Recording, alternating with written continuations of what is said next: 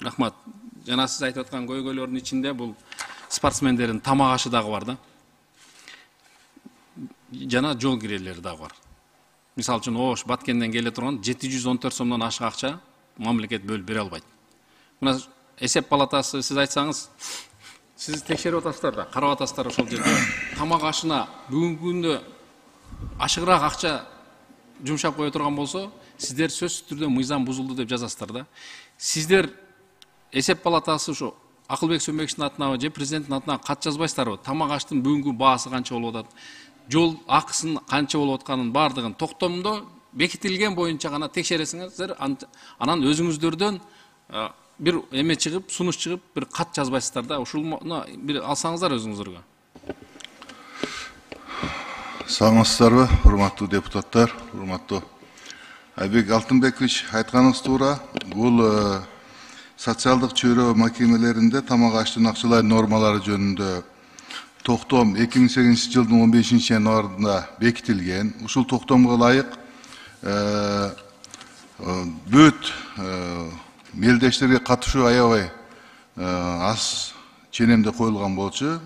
Ал эми Кыргыз Республикасы Министрлер Кабинетинин 30 январь 2024 жылы номер 37 токтомуна ылайык көтөрүлдү бул тамак аштын акчасы. Мисалы райондук деңгээлдеги мелдештерге 68 сом болчу, 150 сомго көтөрүлдү. Областтык деңгээлде 90 сом эле 150 сомго көтөрүлдү. Республикалык спорттук мелдештерге 109 сом болчу, азыркы күндө 300 сомго көтөрүлдү. Эл аралык мелдештерге 489 сомго көтөрүлдү, 250 сомдон. Ал эми башка судьяларга болсо 210 сомдон 250 сомго чейин көтөрүлдү. Эми биз бул жерде чындыгында аудит жүргүзгөнүбүздө финансылык отчеттор менен мыйзамдардын шайкеш келишүү боюнча карап чыгабыз. Туура. Сиз айтып аткан акча каражаты жетеби жетпейби бир күнгө айтыңызчы?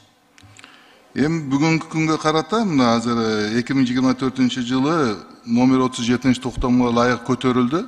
Мен ойлойм бул жетиштүү эле болсо керек деген. Айбек мырза, сиз айтыңызчы, 300 сомго жетиштүү болобу? 185 сомго болот машыктыруучуларга, балдарга 300 сом. Жок, бул эми азыркы эсеп менен алганда бул жетишсиз. Бул бир суткалык нормасы болуп атпайбы? Биз муну Союз тарагандан бери ошо туура айтат 109 сом, 83 сом, 250 сом болчу. Бүгүнкү күндө мында 480, 490 кылып, 300 сом кылып, 150 сом кылды, бирок бул деле жетпейт да. Бир чай ичкенде эле бир самс башта 100 сом, 120 сом болуп атат да, мындайча айтканда. А балдар деген 2 мал машыгышат, 2 мал машыкканда ошончолук энергиясын сарпташат, анан ушул 300 сом, 150 сом менен кайра толукталбайт да. Айбек мырза, сиздер ушул Минфинге бюджетибиз бекитилип атканда ушул бүгүнкү сиздерге канча керектелүү сумманын каражаты боюнча сиздер кайрылгансыздар да? Биз мына бүгүнкү күнгө чейин азыр мына Минфинден отурса деле айтам, бүгүнкү күнгө чейин биздин бюджетти беките элек да. Мына азыр Жибек Курманбековдун артынан канча чуркап жүрөбүз. Бүгүнкү күнгө чейин беките элек да. Биз 2 миллиардтан ашык деле суммаларды жазып бергенбиз. Бирок Минфин тягын кесип, бягын кесип, тягын кесип атканда эле ушу 1 миллиард 747 да бекитип бергиле десек дагы бүгүнкү күндө көйгөйлөр жаралып атат да. Муну айтышка туура келип атат да ушул жерденчи. Минфинге суроо эмне үчүн бекитилек бүгүнкү күнгө чейин? Урматтуу Айбек Алтынбекович, өзүңүздөргө белгилүү бюджетти жогорку кеңештен бекитилет, туурабы? Президент кол коет, ал сметалар бардыгы бар. Жана айтылган 1 миллиард 747 бекилген. Андан сырткары 250 миллион немеде каралган соцпакетте. Жана ал баягы олимпиадага ушул маселелергечи. Анан бекилбedi деген мен түшүнбөдүм. Айбек мырза, бекилген дейт го, 2 миллиардтан ашык.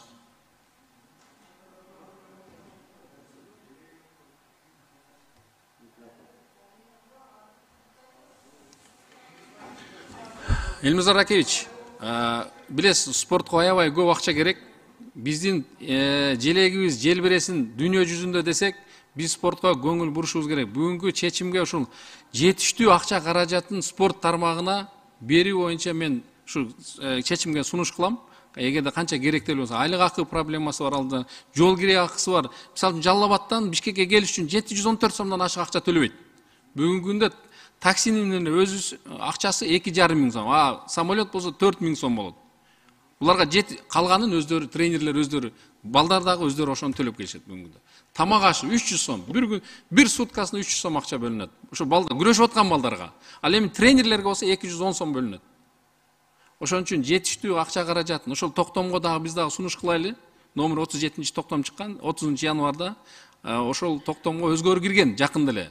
Ошол биз дагы ошоңо бир өкмөткө сунуш кылайлы, дагы акча каражатын жетиштүү карап берүү боюнча.